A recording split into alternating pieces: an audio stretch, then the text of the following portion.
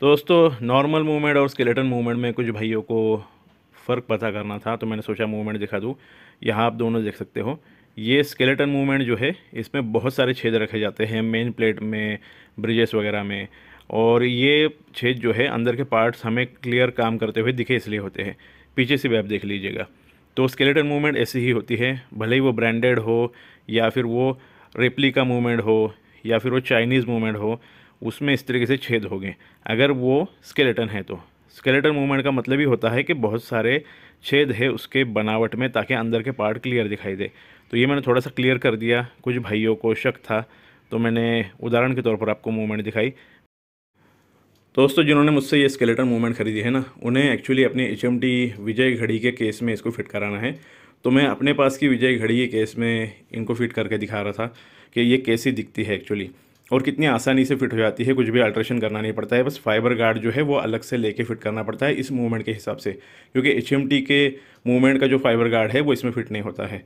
और winding stem भी जो है वो वॉचमेकर उस जगह पर नाप लेके ही कट करेगा और फिर जो है क्राउन वगैरह फिट करेगा।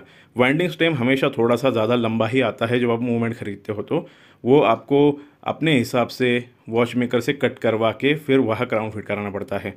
मेरी सोना घड़ी जब असेंबल कराई थी तो वॉच मेकर ने गलती से उसमें कम साइज़ का कट कर दिया था और मुझे कितना प्रॉब्लम हुआ मैंने बताया है। यहाँ विजय में कितनी अच्छी दिख रही है आप देख सकते हो। नॉर्मल विजय की डायल तो आप सभी को पता है कितनी खूबसूरत होती है, तो वो स्केलेटन बनाना चाहते हैं उसे, तो बहुत अच्छी बात है। तो यही दिखाना था, थैंक यू। तो दोस्तों यहाँ मैं थोड़ा सा आपको मेन स्प्रिंग दिखाऊंगा स्केलेटन घड़ी की, कि वाइंड होते वक्त वो कैसी दिखती है। हमारी नॉर्मल घड़ी में भी मेन स्प्रिंग इसी तरीके से वाइंड होती है, बस हमें ऊपर से दिखती नहीं है। तो यहाँ आप देख सकते हो चाबी देने के बाद किस तरीके से मेन स्प्रिंग जो है टाइट हो रही है, आपको अंदर दिख रहा होगा। ये मूवमेंट मैं बेच रहा हूँ तो इस वजह से मैंने कस्टमर को ये वीडियो बना के भेजा था। यहाँ मैं आपको पैकिंग भी दिखा देता हूँ कि मैं किस तरीके से पैकिंग करता हूँ जब मैं सिर्फ मूवमेंट भेजता हूँ। तो यहाँ आप देख सकते हो हिटलॉन के अंदर पैकिंग होता है, नीचे हिटलॉन का एक लेयर होता है मोटा, फिर उसके ऊपर मूवमेंट जो है इस तरीके से रखी जाती है, साइड में भी पैकिंग होता है और ऊपर से इस तरीके से लेयर होती है, और प्लास्टिक की डिब्बी में ही मूवमेंट भेजी जाती है, क्योंकि सिर्फ मूवमेंट है ना, रिस्टोरेशन प्रोजेक्ट के लिए ये मूवमेंट लोग लेते हैं। और ये डिब्बी जो है कार्डबोर्ड के बॉक्स में जाती है जिसके ऊपर एड्रेस वगैरह होता है।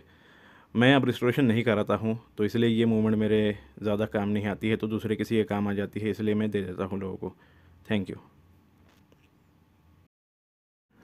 तो दोस्तों विंटेज घड़ी को लेकर ये गलत फहमी भी है कुछ लोगों में कि भाई इनका मेंटेनेंस बहुत ज़्यादा होता है, बार बार खर्चा निकालती है, बार बार पार्ट वगैरह रिप्लेस करने पड़ते हैं। तो ऐसा बिल्कुल भी नहीं है।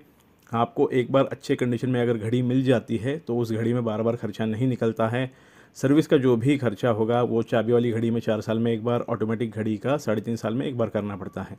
वॉच कलेक्टर लोग घड़ियों को यूज़ नहीं करते हैं, सिर्फ हफ्ते में एक बार चाबी देके अपने कलेक्शन में रखते हैं, इसलिए उन घड़ियों को वो थोड़ी देर से सर्विस कराते हैं क्योंकि उनका यूज़ ज़्यादा नहीं होता है, लेकिन हफ्ते में एक बार मूवमेंट को जो है रनिंग में रखते हैं। जहाँ तक सवाल है पार्ट रिप्लेस करने का, तो ऐसा बिल्कुल भी नहीं है कि बार बार पार्ट रिप्लेस करने पड़ते हैं। जब तक पार्ट में रस्ट ना हो तो पार्ट को ज़्यादातर रिप्लेस नहीं किया जाता है, उसे वैसे ही यूज़ किया जाता है। बहुत ज़्यादा प्ले है या बहुत ज़्यादा वेयर एंड टियर है तभी पार्ट रिप्लेस होते हैं, उसका खर्चा भी जो है एक बार ही करना है आपको, वो पार्ट भी अगले 25-30 साल तक वैसे ही चलेगा। तो इसलिए आपको ये खर्चे के बारे में जो भी गलतफहमी है वो दूर कर लीजिएगा। Thank you. तो दोस्तों एच कोहिनूर के क्वार्ट्ज घड़ी को लेके एक सवाल आया था, सर ये तो चाबी वाली घड़ी हुआ करती थी, बहुत फेमस थी, ऐसे में उसे क्वार्ट्ज में लाना क्या एक बहुत बड़ी गलती है, क्या कंपनी ने गलत निर्णय लिया है? देखिए कंपनी को अपने प्रोडक्ट में बदलाव करने का पूरा अधिकार होता है। ये घड़ी जो है कोहिनूर जो मॉडल है ये एच का खुद का मॉडल है, ऐसे में वो उसमें कुछ भी बदलाव कर सकते हैं, चाहे तो चाबी वाली मूवमेंट दे, चाहे तो क्वार्ट्ज मूवमेंट दे, या चाहे आगे भविष्य में जाके ऑटोमेटिक मूवमेंट दे, ये उनकी मर्ज़ी है। आप या मैं इसमें कुछ नहीं बोल सकते हैं, हमें यह अधिकार नहीं होता है। हमारे पास यही अधिकार है कि हमें जो है घड़ी अगर पसंद आती है तो हम ले, या नहीं पसंद आती है तो ना ले। अगर आपको क्वार्ट्ज घड़ी पसंद आती है, अच्छी लगती है तो ज़रूर लीजिए, नहीं पसंद आती है तो जब मैकेनिकल घड़ी उपलब्ध हो जाएगी एच के वेबसाइट पे वो लीजिए, या फिर सेकंड हैंड घड़ियाँ भी मिलती है ओरिजिनल अच्छी कंडीशन में, वो ले सकते हैं, या फिर आफ्टर मार्केट कोहिनूर भी आती है चाबी वाली, वो ले सकते हैं, सस्ते में मिलती है। तो आपके पास जो अधिकार है वो आप यूज़ कीजिए। Thank you. दोस्तों कई बार क्या होता है, पिताजी की या दादाजी की घड़ी आप यादगार के तौर पर रिस्टोर कराना चाहते हो, ऐसे में आप उस पर खर्चा करते हो, तो मैं समझ सकता हूँ। मैं एक वॉच कलेक्टर हूँ, मैं समझ सकता हूँ आपकी भावनाओं को। लेकिन कई बार मैंने ये देखा है कि कुछ लोग जो है बिना कारण कुछ ऐसी नॉर्मल घड़ियों पे बहुत ज़्यादा खर्चा कर देते हैं, उन्हें पता नहीं होता, इस वजह से ये खर्चा हो जाता है उनसे और फिर बाद में पछतावा होता है।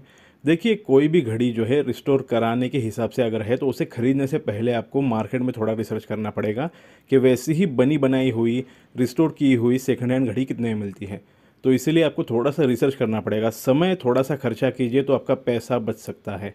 आप समय बचाने के चक्कर में पैसा ज़्यादा खर्चा करोगे। विंटेज घड़ियों को रिस्टोर कराना हर बार सस्ता नहीं होता है, एचएमटी की तरह हर घड़ी सस्ते में रिस्टोर नहीं होती है। तो सोच समझ के ही निर्णय लीजिए। कई बार आपका खर्चा जो है 3 गुना या 4 गुना ज़्यादा हो सकता है, खासकर अगर स्विस विंटेज घड़ी है तो ये और भी ज़्यादा हो सकता है। Thank you.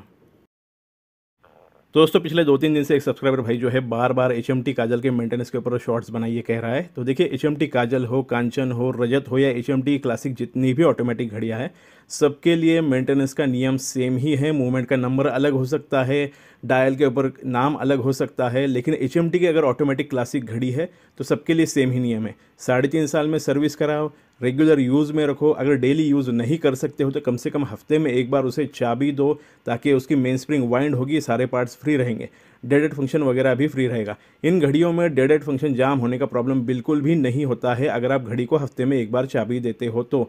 बाकी जो है कोई भी ऐसा खास मेंटेनेंस नहीं है। इनका वाटर रेजिस्टेंस लेवल काफ़ी कम होता है, इसलिए पानी के आसपास मत लेके जाइए।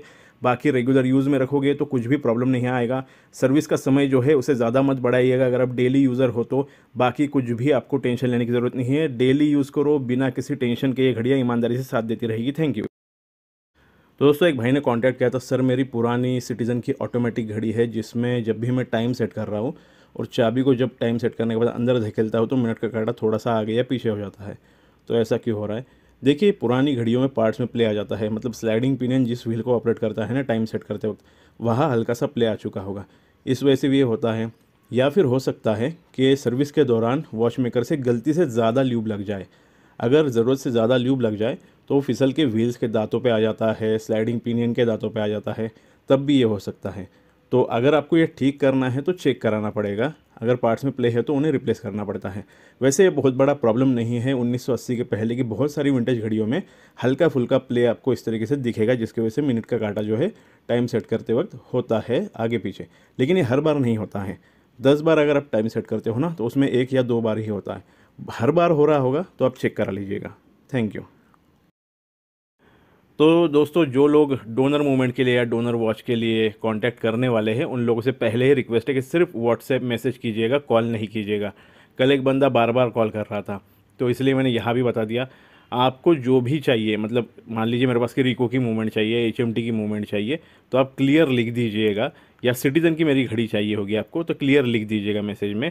मैं अपने फुर्सत से आपको जवाब ज़रूर दूंगा। व्हाट्सएप पे जब आपसे बात होगी उसके बाद कॉलिंग का नंबर दे दूंगा।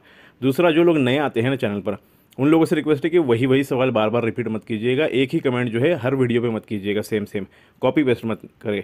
पहले वीडियो लिस्ट देख लीजिएगा, प्लेलिस्ट देख लीजिएगा। बहुत सारे सवालों के जवाब मैंने आपके पहले ही दे रखे हैं, तो पहले वो सब चेक कीजिए। अगर आपको आपके सवाल का जवाब नहीं मिल रहा है तो ही कमेंट में या फिर व्हाट्सएप पे मुझे वो सवाल पूछिए आप, मैं उस पर भी वीडियो बना दूंगा।